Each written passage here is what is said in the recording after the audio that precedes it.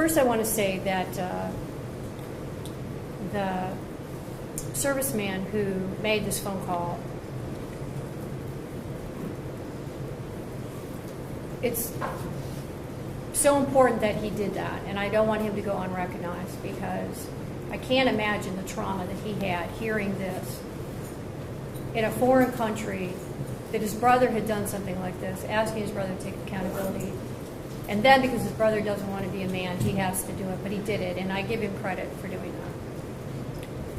The other thing that this case, I think, really drives home is that there's insufficient consideration given to the people that work in the criminal justice system. So I want to say to the police, to the detectives Remington and Diaz, I certainly know that your job is very difficult. And I look at these photographs,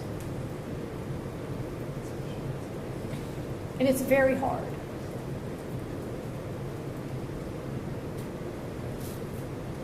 And I think you should be recognized more for the difficulty of what you do. And the same to the state. And to the defense, this is equally difficult for you. What we do every day is so hard. People don't give any of us the credit that we deserve for dealing with the horrors that are brought before us. And Mr. Rodriguez, this is a horror.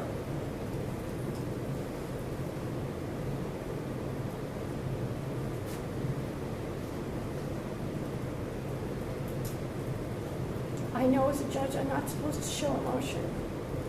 And in 22 years I never have. This is one of the worst things I've ever seen in my life. And I don't understand, Mr. Rodriguez, why you don't want to cleanse yourself and tell the truth about what happened here.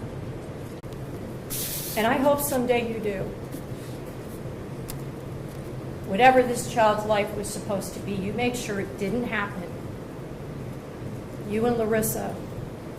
I look at friends and family, people who are desperate to have children and want to have families, and you two have babies with no consideration.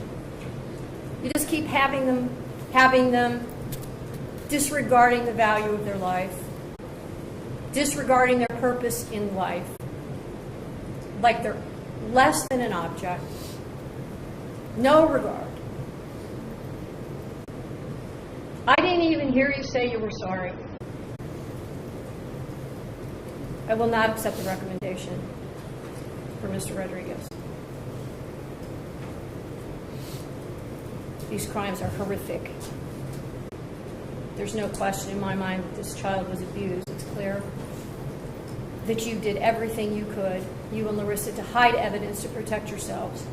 You had every opportunity at so many points to make a difference, to get help, to stop beating somebody, to call the police, to ask for help, to try to take him to the hospital.